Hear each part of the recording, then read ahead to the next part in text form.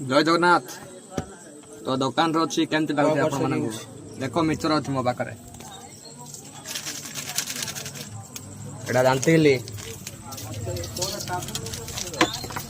तो ये दुकान जानते माने बेपारी किसी होनी तो प्लीज सपोर्ट दिंतु ये दुकान को भी 30 वर्ष है